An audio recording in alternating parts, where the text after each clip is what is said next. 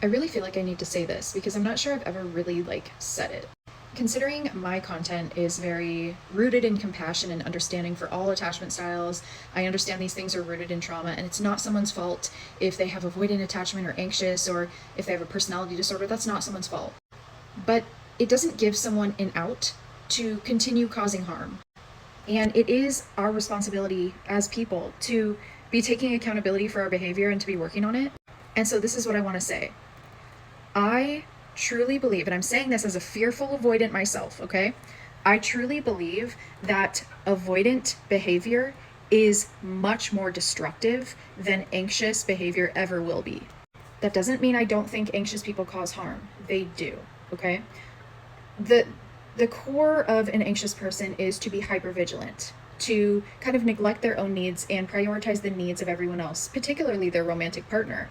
So they kind of put their partner at the center of their world, and they become very, very accommodating and overgiving. And a lot of times that can come with codependency and resentment. But anxious people are typically, if you don't have other things involved like personality disorders, anxious people are typically very loyal, very honest, very communicative, very loving. They just want to be with you, they just want to be loved and validated by you. But the core of an avoidant person is hyper independence and a huge fear of rejection. So this distrust of other people. And that can breed a lot of unintentional emotional abuse in relationships. I don't believe that most avoidant people have any idea that they're avoidant. This is 1/4 of the population. And I truly don't think most of these people have any idea. I don't think they know. I don't think they go into relationships thinking, oh my God, I can't wait until I can start distancing from this person, making them feel crazy, abandoning them out of the blue. No, they want love just like everyone else. They go into relationships because they like the person, they want to have a connection with this person. But this is where we get into intent versus impact. Just because it wasn't your intention doesn't take away the impact that it's having. And I really learned this lesson hard a number of months ago when I had, a connection with someone and I was avoidant. And I really saw how fucking heinous that behavior can be in myself, and how me impulsively getting involved with someone without thinking, without, just not knowing who I am, not knowing what I want, and just acting impulsive can really just be so stupid and can cause so much harm in someone else's life. And the problem is, this is irreparable damage. Once you do it, you can't take it back, And while I do believe no one is ever fully to blame, it's never just one person's fault, unless you're dealing with a literal fucking abuser or some power differential. In most relationships, it's never just one person's fault. But when I look back at this situation particularly that I had with this person, I was the problem. Do I think that he was also being impulsive getting involved with me? I had just got out of a breakup, and obviously I wasn't in a very good place, but when I look back at that, I was the problem. I was the one causing harm. And the irony is not lost on me that just a number of months before that, I had just been the victim of an avoidant. It is emotionally abusive what avoidants end up doing to people in relationships. It is. It's not normal.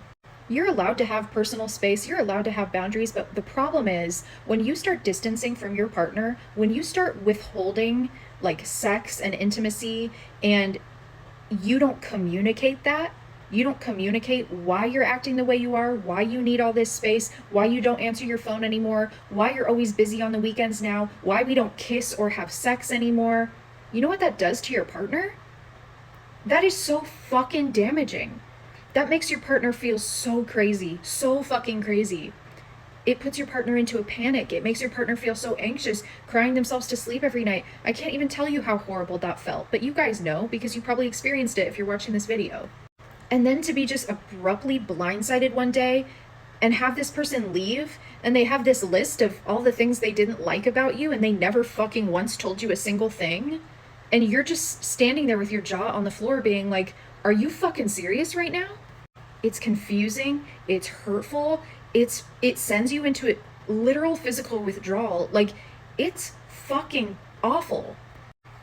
My goal in this video is not to demonize avoidance or to say, oh, you're such horrible people. I don't believe that. I don't believe that people are all good or all bad. I think that people have, many characteristics that make up who they are. And I believe that there can be bad behavior. but that doesn't necessarily mean you're a bad person, right? Take me, for instance. Like, I don't think I'm a bad person, but I definitely didn't have the greatest behavior in this situation with this person.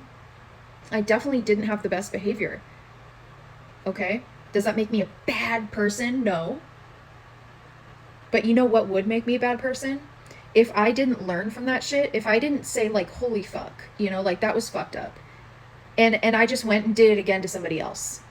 That would make me shitty. Okay? And I refuse to do that. Like, I am going to learn my lesson. I don't want to hurt people. I don't want to make people feel this way. And what is so disgusting to me is the type of people who enter relationships where they are cheating, lying. I don't give a fuck if you're avoidant, okay? If you're in relationships and you start getting scared and you start cheating and lying, and then you abruptly leave that person and you go get involved with someone else right after, and you do that same shit to them and you just keep repeating it, that's fucked. That's shitty. You are making active choices to do that. This is irreparable damage you are doing to people's life. People sometimes don't recover from that shit. Like, I don't think people understand, like, sometimes people don't recover from being betrayed in that way. Like, getting cheated on really fucking hurts. So I'm just validating for people. If you're in pain right now, if an avoidant just hurt you, you have every right to feel that pain. Compassion is important, understanding is important to a degree, but it's also okay to say, that hurt. That was fucked up. That wasn't okay. I didn't deserve that.